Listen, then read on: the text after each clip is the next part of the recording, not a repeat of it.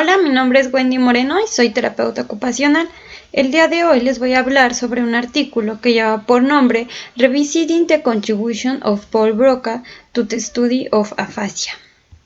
Este estudio fue realizado en 2011 por el autor Ronald M. Lazard. Él es director en el Instituto Evelyn F. McNair-Brain en el Departamento de Neurología. Estos institutos se dedican a traducir descubrimientos de la investigación médica basada en productos y procesos para minimizar los efectos del envejecimiento en la memoria. El objetivo de este artículo es dar a conocer las principales contribuciones y publicaciones de Paul Pierre Broca. Él es un médico cirujano y anatomista antropólogo francés. Estas contribuciones tuvieron un gran impacto en los canales de neurociencia clínica en 1961. Antes de hablar de las contribuciones, voy a hablar del médico francés Boyard.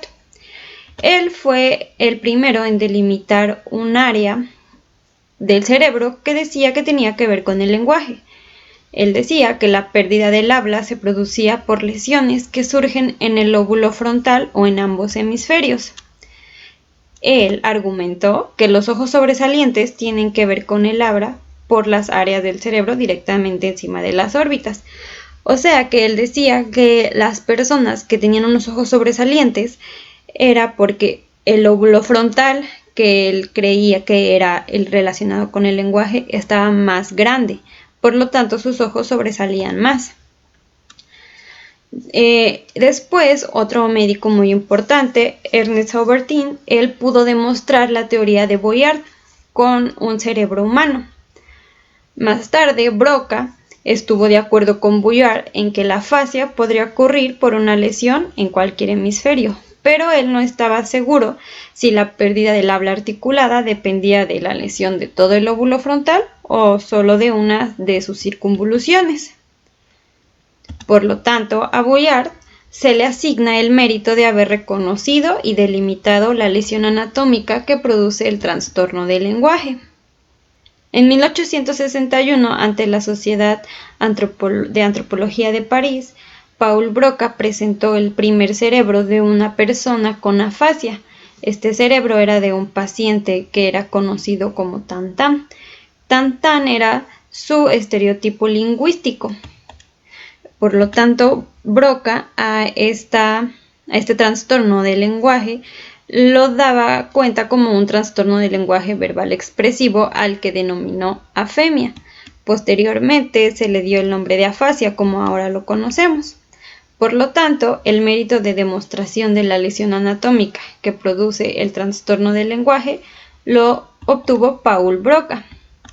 Después, Broca tuvo la oportunidad de demostrar en 25 pacientes que tenían afasia, él pudo demostrar que todos ellos tenían la misma lesión, la lesión en el hemisferio izquierdo en la tercera circunvolución inferior.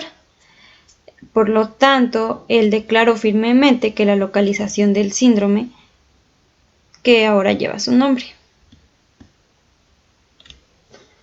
Entonces, Broca definió el lenguaje como la relación entre una idea y un signo.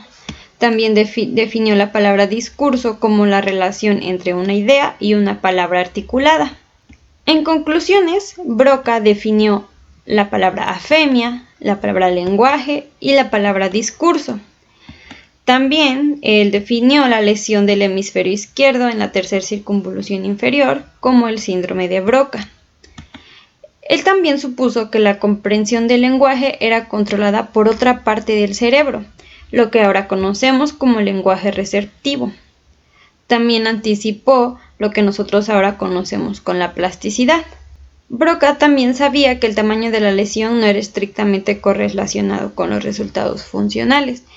Esto él lo notó porque pacientes con lesiones mayores incluso llegaban a tener recuperación más pronta que pacientes que tenían una lesión menor.